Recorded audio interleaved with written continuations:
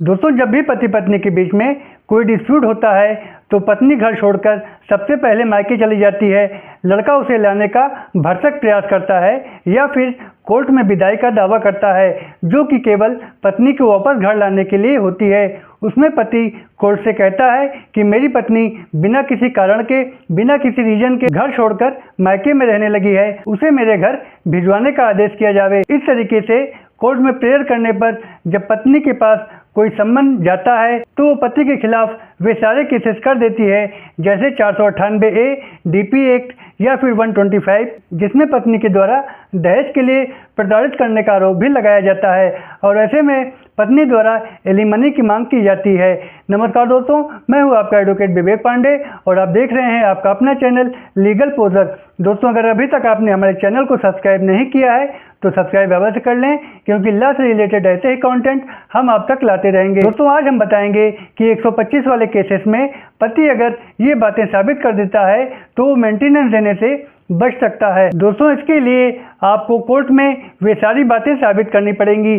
पहला है दोस्तों कि अगर आपकी पत्नी मायके चली गई है और आप काफ़ी प्रयास कर चुके हैं, कई साल बीत गए, जैसे कि 3 साल, 5 साल या 8 साल, इसके बाद आप उसे कोई नोटिस भेजते हैं, आपका नोटिस मिलने के बाद या कोर्ट से कोई सम्मन मिलने के बाद अगर वो आप पर धारा 125 का केस करती है और एलिमनी की मांग करती है, जबकि उसे आपसे अलग हुए कई साल बीत चुके हैं, तो ऐसे में आप कोर्ट से कह सकते हैं कि इतने सालों तक इसका खर्चा कैसे चल रहा था, लेकिन इसके लिए आपके पास पर्याप्त एविडेंस होने चाहिए जिससे आप कोर्ट में ये प्रूव कर सकें कि पत्नी इतने सालों से अलग रह रही है। ऐसे में आप उसे मेंटेनेंस देने से बच सकेंगे। नेक्स्ट है दोस्तों कि अगर आप कोर्ट में स्वयं को बेरोजगार साबित कर देते हैं कि मेरे पास कमाई का कोई जरिया नहीं है या मैं पढ़ा लिखा नहीं हूँ, तो भी आप पत्नी को मेंटेनेंस देने से बच सकते हैं। नेक्स्ट है दोस्तों, अगर आपकी पत्नी पढ़ी लिखी महिला है, कोई जॉब करती है, तो उसे मेंटेन करने के लिए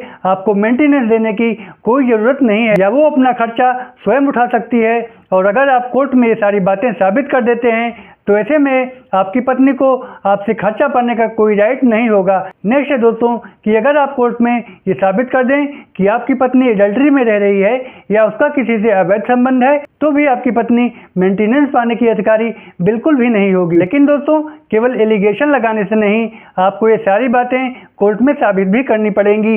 एविडेंस के तौर पे आपके पास कोई फ़ोन रिकॉर्डिंग, कोई फ़ोटो या कोई एविडेंस जिससे ये प्रूव हो सके कि आपके द्वारा लगाए गए एलिगेशन सही हैं। नेक्स्ट है दोस्तों, अगर आपकी पत्नी बिना किसी कारण के आपसे अलग रह रही है तो भी वो आपसे खर्चा पाने का अधिकार नहीं रखती। अगला है दोस्तों, अगर आप आपसी सहमति से अलग रह रहे हैं तो ऐसे में भी आपकी पत्नी को आपसे मेंटेनेंस पाने का कोई अधिकार नहीं होगा। लेकिन दोस्तों, कंडीशन ये है कि इन सभी बातों को आपको कोर्ट में प्रूव करना होगा, ना कि केवल एलिगेशन लगाना होगा, क्योंकि अगर आप एलिगेशन लगाते हैं और उसको प्रूव नहीं कर पाते हैं तो इसका कोई फ़ायदा नहीं होगा।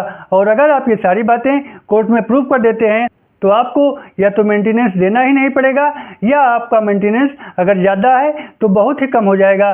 दोस्तों, ये था हमारी आज की वीडियो का विषय पसंद आया हो तो एक लाइक करके हमारे चैनल को सब्सक्राइब कर दें। तब तक के लिए goodbye and thanks for watching.